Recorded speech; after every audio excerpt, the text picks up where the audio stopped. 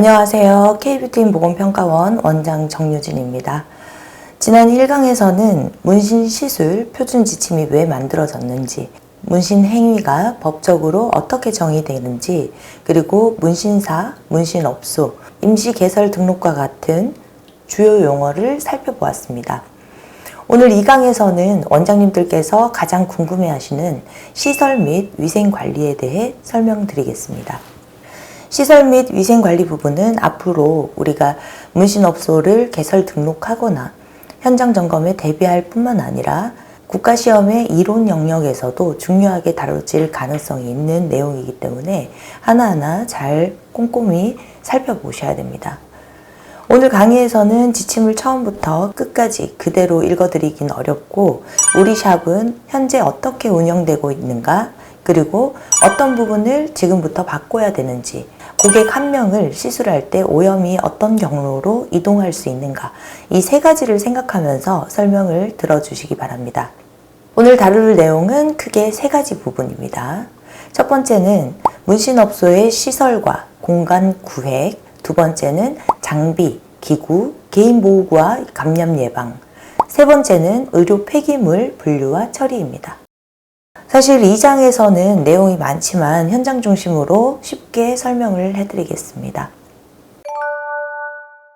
자, 첫 번째, 문신 시술은 법 시행 이후 개설 등록된 문신업소에서만 해야 됩니다. 앞으로는 사업자 등록증만 있다고 해서 문신 시술을 할 수 있는 것이 아니고 문신사법에서 정한 시설과 요건을 갖추고 문신업소로 개설 등록해야 합니다. 등록을 마치면 문신업소 개설 등록증을 고객이 쉽게 볼 수 있는 장소에 게시를 해야 되고요. 예를 들면 출입구 주변이나 접수대, 상담 공간처럼 고객이 들어왔을 때 바로 눈으로 확인할 수 있는 위치입니다. 다들 사업자 등록증 게시해 보셨죠? 법이 시행되면 일반 미용 시술과는 달리 고객의 입장에서는 안전한 곳에서 시술하고 싶어 하시겠죠. 이 업소가 정식으로 등록된 곳인가? 아니면 면허를 가진 사람이 시술하는 곳인가? 국가가 정한 시설과 위생 기준을 갖춘 곳인가? 이러한 것들을 확인할 수 있는 중요한 정보가 됩니다. 또 이 등록증은 다른 사람에게 빌려주거나 양도할 수가 없습니다. 주소나 대표자 등 등록사항이 변경될 경우에도 변경 등록이 필요하고요. 따라서 현재 업소를 이전할 계획이 있거나 공동대표, 지점운영, 샵인샵 형태로 운영하시는 분들은 향후 시행령과 시행규칙에서 등록 주체와 시설 기준이 어떻게 정해졌는지 반드시 확인해야 합니다. 특히 임시개설 등록을 생각하고 계신 원장님들은 시설만 갖추면 끝나는 것이 아니라 위생교육과 건강진단 등 일정한 요건을 함께 충족해야 한다는 점도 기억하셔야 합니다. 시설 부분에서는 많은 원장님들이 가장 먼저 묻는 질문이 샵이 몇 평 이상 되어야 하나요? 라는 질문입니다. 현재 이 지침에서는 별도의 면적 기준은 없다고 제시가 되어 있는데요. 이 부분은 소규모인 1인 샵을 운영하는 원장님들께서는 다행스러운 내용일 수 있습니다. 그러나 면적 기준이 없다는 것이 아무 공간에서나 시술해도 된다는 의미는 아니겠죠. 중요한 것은 면적보다 공간의 기능을 구분하고 교차 오염을 예방을 하는 것입니다. 문신업소는 기본적으로 이 세 가지 공간으로 구획하도록 여기서는 제시하고 있습니다. 첫 번째, 대기구역, 두 번째, 시술구역, 세 번째, 세척 및 소독구역입니다. 쉽게 말하면 고객이 기다리고 상담하는 곳, 실제 시술하는 곳, 오염된 기구를 세척하고 소독하는 곳을 구분을 해야 된다는 것입니다. 지침에는 벽체형 구획, 그리고 파티션형 구획의 예시가 함께 제시가 되어 있고요. 따라서 반드시 모든 공간을 벽으로 막아서 독립된 방으로 만들어야 한다고 단정할 수는 없겠죠. 샵의 구조와 규모에 따라서 벽체나 칸막이 또는 이동식 파티션, 가림막 이런 것들을 사용을 할 수가 있습니다. 그런데 재질이 굉장히 중요한데요. 천이나 커튼으로 된 패브릭 파티션은 혈액이나 체액, 먼지 이런 것들 그리고 염료 같은 것들을 흡수를 할 수가 있고 세척과 소독이 쉽지는 않기 때문에 적합하지가 않습니다. PVC, 아크릴, 유리, 금속 이런 것과 같이 표면을 닦고 소독할 수 있는 비흡수성 재질을 사용해야 된다고 나와 있습니다. 자, 원장님들께서 이제 샵을 한번 살펴보시기 바랍니다.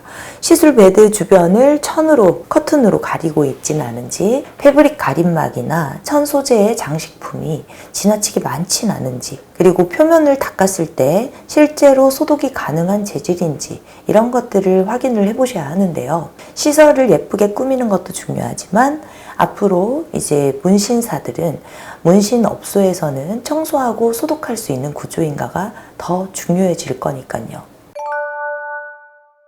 그리고 대기구역인데요. 대기구역은 고객이 상담하고 접수하며 시술 전후에 머무르는 공간입니다. 보통 접수대나 상담 테이블, 소파나 의자가 있는 공간이 여기에 해당하는데요.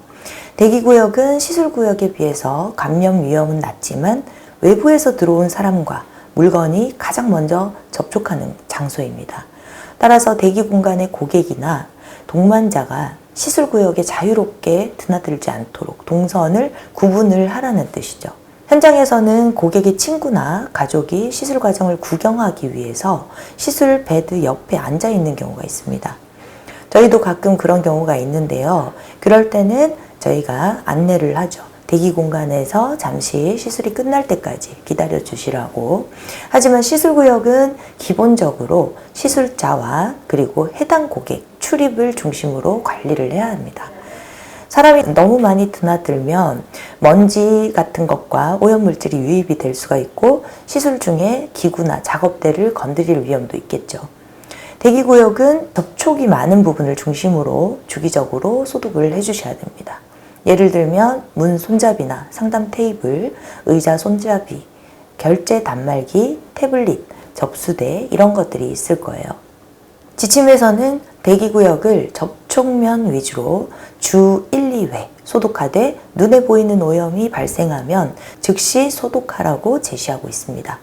그러나 고객이 출입이 많거나 여러 사람이 반복적으로 만지는 표면은 업소의 상황에 따라서 더 자주 닦는 것이 좋겠습니다.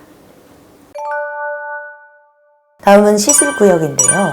시술구역은 실제 문신 시술이 이루어지는 공간입니다. 시술대나 작업대, 준비 작업대, 그리고 조명, 머신, 전원 공급 장치 이런 것들이 위치하는 곳인데요. 이 공간은 업소에서 사실 가장 엄격하게 관리해야 하는 구역입니다. 시술구역에서는 절대 음식물을 먹지 말아야 하고요. 예를 들면 컵, 음료, 과자, 배달 음식 이런 것들은 시술 작업대나 주변 선반에 두는 것은 피해야 합니다. 또 개인 휴대전화나 가방, 외투, 택배 상자 등 시술에 필요하지 않은 물건을 시술대 주변에 두지 않는 것이 좋고요. 왜냐하면 시술 중에 장갑을 낀 손으로 휴대전화를 만진 후 다시 고객의 피부나 기구를 만지게 되면 교차 오염이 발생하기 때문입니다. 실제 현장에서 가장 흔하게 나타날 수 있는 오염 경로가 바로 휴대전화이죠. 시술 중 사진 촬영을 하기 위해서 장갑을 낀 채 휴대전화를 만지고 다시 머신이나 고객의 피부를 만지는 경우가 있습니다. 이 경우에 휴대전화의 오염물질이 고객에게 전달될 수도 있고 고객의 혈액이나 체액이 휴대전화에 묻었다가 다른 사람에게 전달될 수도 있습니다. 제가 이전 영상에서도 수행 절차에 대해서 한번 언급해 드린 적이 있는데요. 혹시나 사진 촬영을 해야 한다면 분리된 촬영 장소에서 사진 촬영을 하거나 아니면 시술 전에 촬영 준비를 하거나 깨끗한 보조자가 촬영하도록 하거나 장갑을 벗고 손 위생을 한 후 촬영을 한 다음 손 위생과 장갑 착용 절차를 거치는 것이 안전합니다. 그리고 또 하나 이번 지침에서 현장에서 반드시 적용해야 할 중요한 개념이 있습니다. 바로 준비 작업대와 시술 작업대를 구분하는 것인데요. 준비 작업대에는 아직 사용하지 않은 청결한 물품을 둡니다. 예를 들면 새 바늘, 멸균된 색소컵, 거즈, 면봉, 장갑, 소독된 기구 등이 해당합니다. 시술 작업대에는 현재 고객에게 사용하고 있는 기구와 염료, 그리고 시술 중 필요한 물품을 둡니다. 쉽게 설명하면 준비 작업대는 깨끗한 물품이 있는 출발 공간이고, 시술 작업대에는 시술 중 사용되는 공간입니다. 물품의 이동 방향은 한쪽으로만 흐르도록 관리하는 것이 중요한데요. 깨끗한 물품은 준비 작업대에서 시술 작업대로 이동하고, 사용한 물품은 그 자리에서 폐기하거나 세척 소독 구역으로 이동합니다. 반대로 한번 사용했거나 오염된 물품을 다시 준비 작업대로 가져가서는 안 되고요. 병원에 방문했을 때 관계자 외 출입이 제한된 세척 소독 구역을 보신 적이 있으신가요? 출입문이나 바닥에 화살표, 스티커 같은 것들을 붙여 물품의 이동 방향을 표시해 둔 공간도 보셨을 텐데요. 이렇게 화살표로 동선을 표시하는 이유는 깨끗한 물품과 오염된 물품의 이동 경로가 서로 겹치지 않도록 하기 위해서입니다. 즉, 오염된 기구는 세척 소독 구역으로 들어가고, 세척과 소독이 끝난 기구는 청결한 상태로 별도 보관되어 다시 시술 준비에 사용되는 구조입니다. 우리 샵에서도 병원처럼 큰 공간을 갖추지는 못하더라도 최소한 깨끗한 물품이 놓이는 위치, 사용 중인 물품의 위치, 오염된 물품이 이동하는 방향은 명확하게 정해두는 것이 좋은데요. 가능하다면 작업대나 바닥에 작은 화살표나 라벨을 붙여 직원들이 한눈에 동선을 알 수 있도록 하면 교차 오염을 예방하는 데 많은 도움이 됩니다. 예를 들어서 이제 시술 중에 사용한 색소병이나 기구를 깨끗한 거즈와 새 바늘이 있는 준비 작업대에 다시 올려놓으면 청결구역이 오염이 되겠죠. 그리고 오염된 장갑을 낀 채 준비 작업대에 서랍을 열거나 새 거즈를 꺼내는 것도 피해야 합니다. 시술에 필요한 물품은 시술 전에 충분히 준비해 두는 습관이 중요하겠죠. 자, 이제 다음은 세척 소독구역 관리입니다. 세척 소독구역은 사용한 기구를 세척하고 소독하는 공간입니다. 이곳에서는 오염된 기구와 세척 소독이 완료된 기구가 섞이지 않도록 해야 합니다. 가장 기본적인 흐름은 오염된 기구가 들어오고 세척하고 헹구고 건조하고 필요한 수준의 소독을 실시하고 깨끗한 전용 보관함에 보관하는 순서입니다. 이 흐름이 다시 거꾸로 섞이면 안 되고요.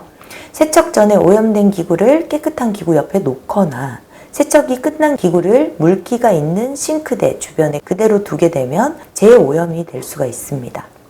또한 이 구역은 시술자 외에 출입을 제한하는 방향으로 관리하고 고객이나 외부인이 임의로 들어오지 않도록 해야 합니다. 또한 시술구역에서 사용한 기구를 이동할 때는 주변을 오염시키지 않도록 별도의 용기 등에 담아 이동하는 것이 안전합니다. 자, 그리고 지침에서는 시술구역의 손씻기용 세면대와 기구 세척용 싱크대를 별도로 설치하는 것을 권고하고 있습니다. 손을 씻는 곳과 혈액이나 체액에 오염될 수 있는 기구를 세척하는 곳이 같으면 교차 오염의 가능성이 높아지기 때문입니다. 그러나 현실적으로 작은 1인 샵에서는 2개를 설치하기 어려운 경우도 있죠. 지침에서는 하나의 싱크대를 겸용하는 경우 세부 기준도 제시하고 있습니다. 겸용할 경우 손 위생용 비누와 기구 세척용 세제를 별도로 구분하여 비치해야 합니다. 손 위생 후 기구 세척을 시작하기 전에는 싱크대 표면을 소독을 해야 되고요. 기구를 세척할 때는 먼저 혈액이나 염료 같은 눈에 보이는 오염물을 일회용 티슈 등으로 제거를 해야 합니다. 그리고 고인물에 담궈서 씻는 것이 아니라 물을 흘려보내면서 세척을 해야 합니다.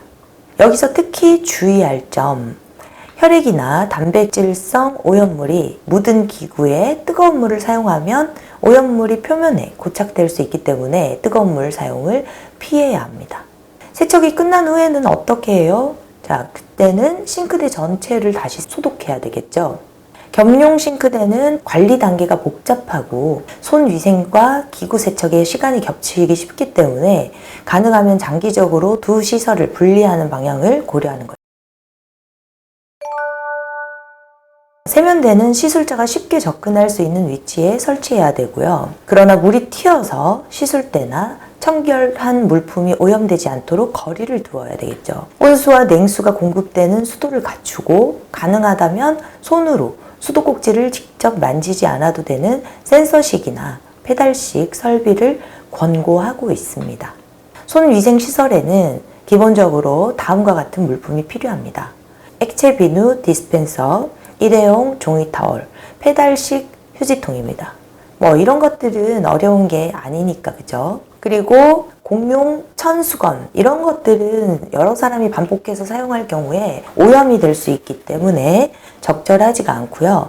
손을 씻은 후에는 일회용 종이 타올로 물기를 충분히 제거를 해야 합니다. 손이 젖어 있으면 장갑을 착용하기가 어렵고 피부가 쉽게 손상될 수가 있고, 또 비누통에 남아있는 비누 위에 새 비누를 계속 보충하는 방식은 내부 오염이 생길 수 있기 때문에 디스펜서와 용기를 정기적으로 관리해야 합니다. 자, 그리고 이제 시술대와 시술대 사이의 거리, 개인정보 보호인데요. 시술대가 여러 개 있는 업소라면 시술대와 시술대 사이에 비흡수성 파티션을 설치하거나 1.5m 이상의 거리를 두어 교차 오염을 예방하도록 제시하고 있습니다. 파티션은 위생뿐 아니라 고객의 사생활 보호를 위해서도 필요한데요. 눈썹이나 두피 시술은 비교적 노출이 적지만 시술 부위와 고객의 상황에 따라 사생활 보호가 필요할 수가 있습니다. 다만 파티션 역시 세척과 소독이 가능한 재질이어야겠죠. 천 커튼을 달아놓고 장기간 세탁하지 않거나 먼지가 쌓인 장식용 가림막을 사용하는 것은 적합하지가 않습니다. 자, 그리고 바닥과 벽면의 재질인데요. 바닥과 벽은 매끄럽고 균열이 없는 비흡수성 재질로 구성을 해야 합니다. 패브릭이나 카펫은 바닥재로 사용하지 않아야 되고요.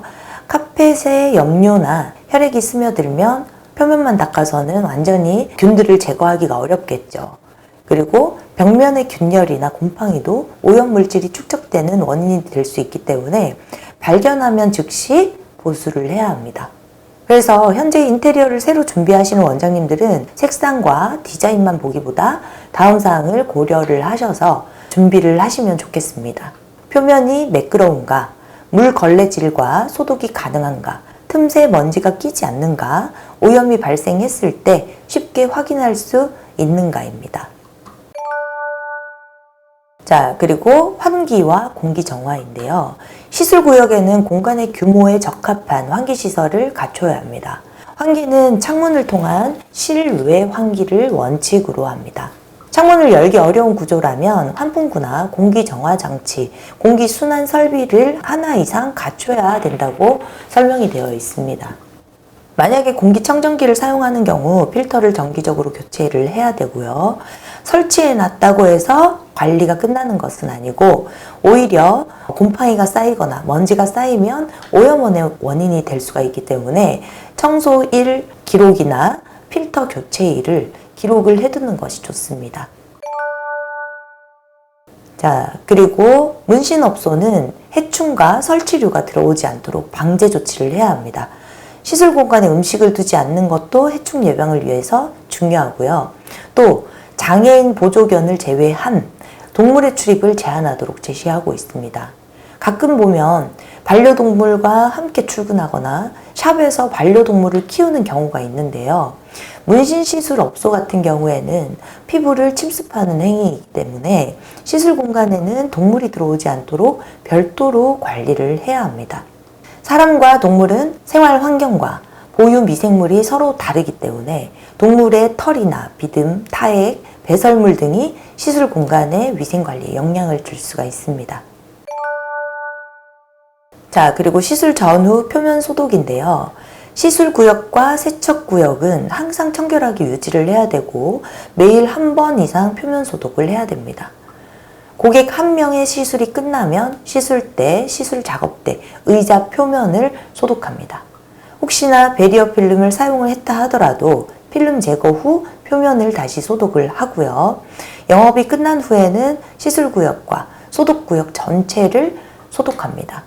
그리고 고객에게 사용한 타올이나 린넨은 고객 한 명마다 새 것으로 교체를 해야 되고요.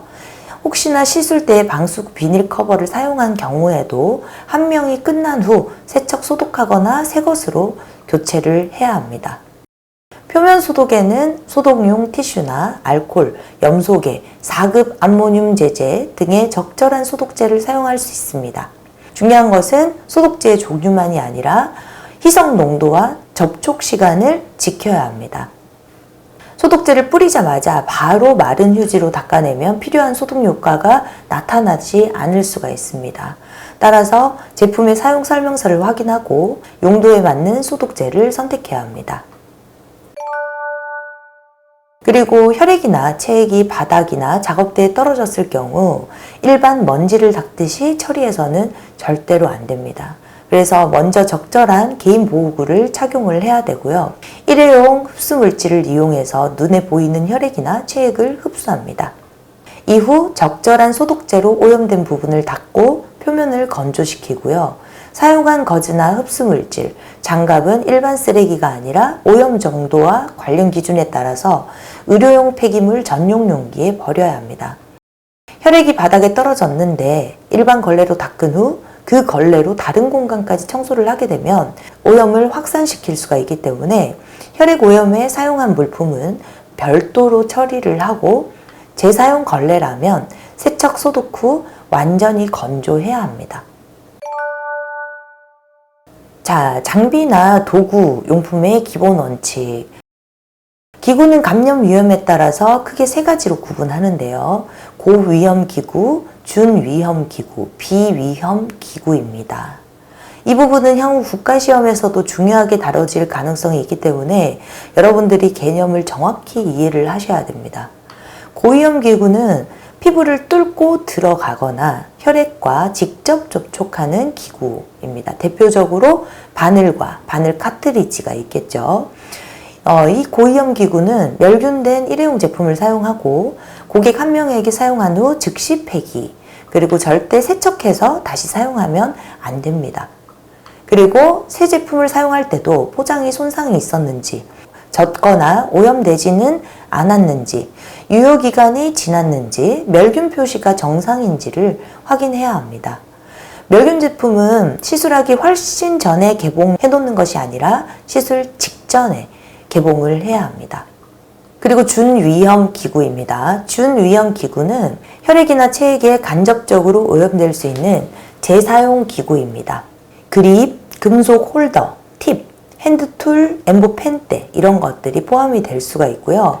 이런 기구들은 사용 후 세척과 높은 수준의 소독을 실시하거나 구조와 사용 방법에 따라 멸균이 권장될 수가 있습니다.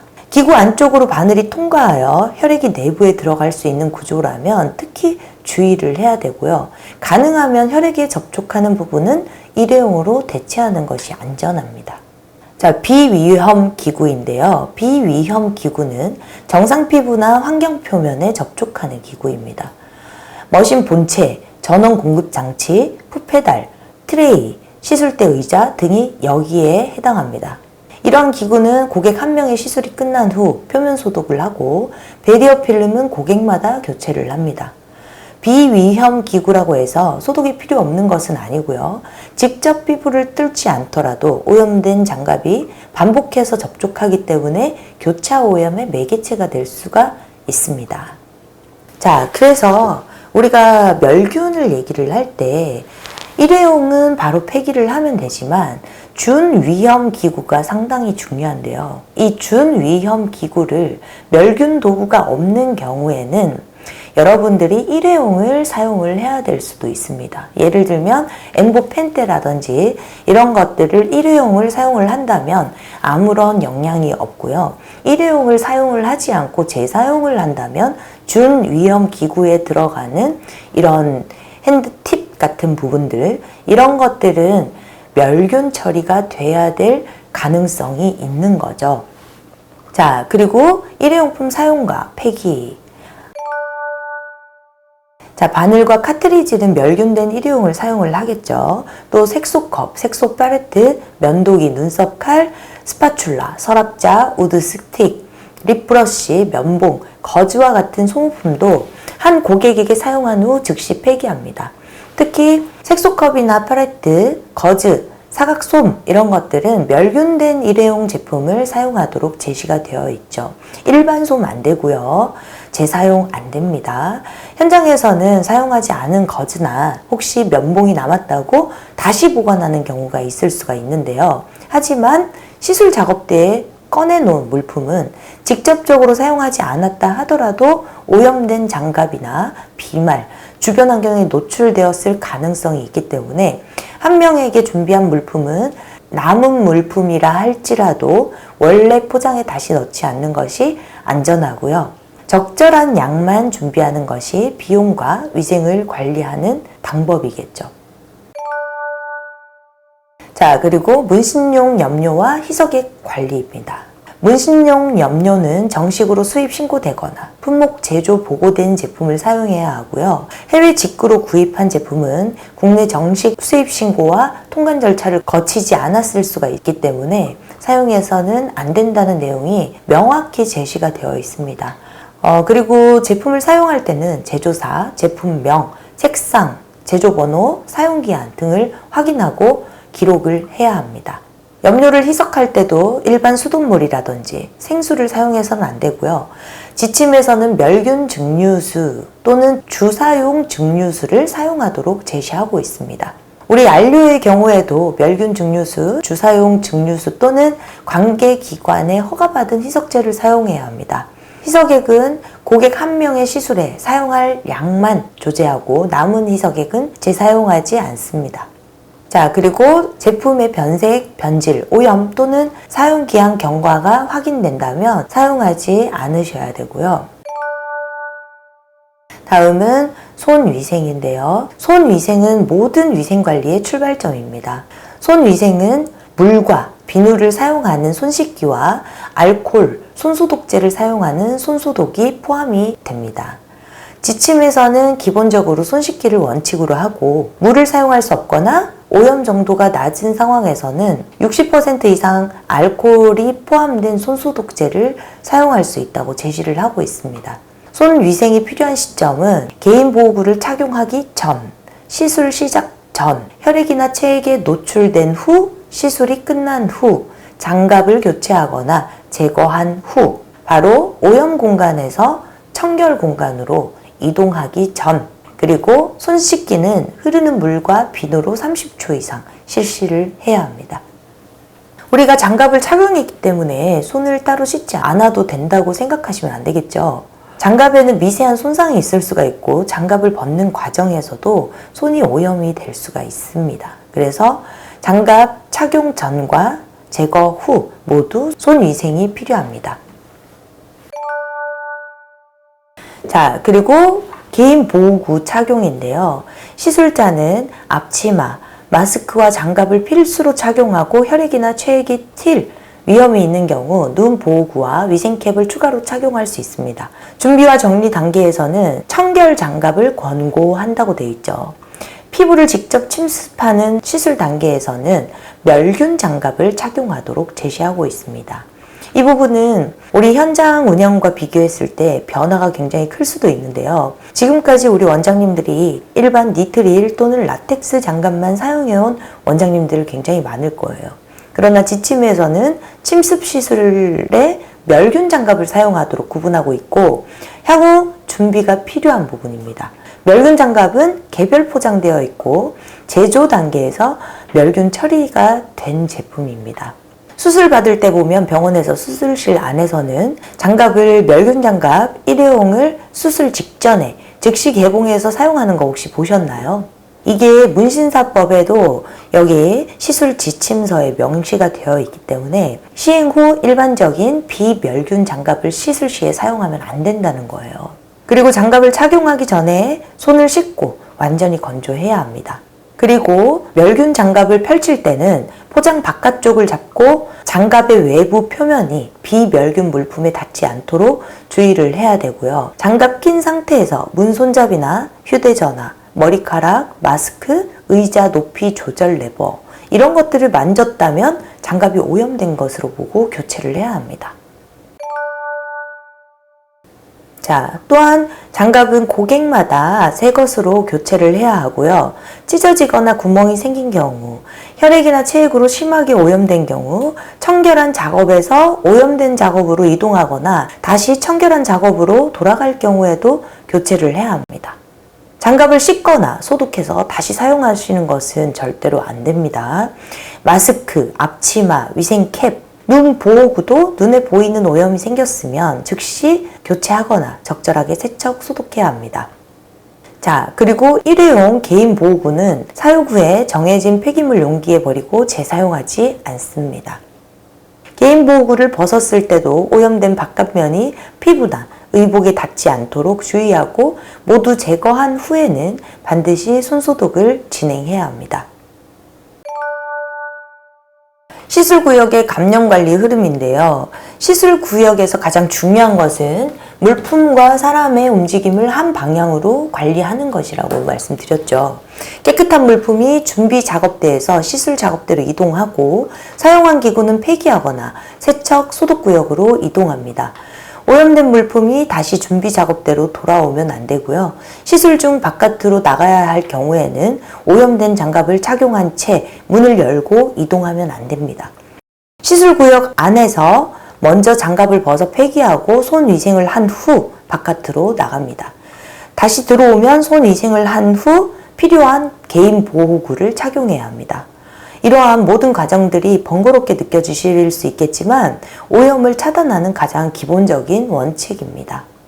자, 그러나 현장에서 시술의 기술적인 흐름만 생각하기가 쉽기 때문에 앞으로는 바늘이 피부에 닿는 순간 이 순간 시술로 보는 것이 아니라 준비에서 정리, 폐기까지 모든 과정이 하나의 시술 절차로 관리되어야 된다고 보시면 됩니다.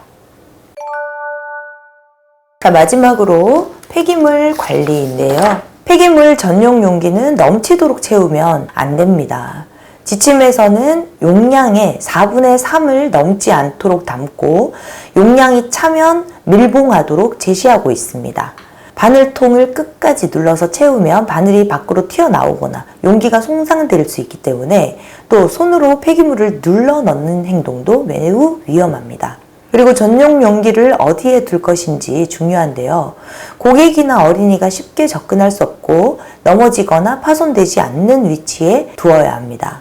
다만 바늘을 버리기 위해서 시술구역을 가로질러서 이동할 필요가 없도록 시술 작업대 가까이 안정적으로 배치를 해야 되겠죠.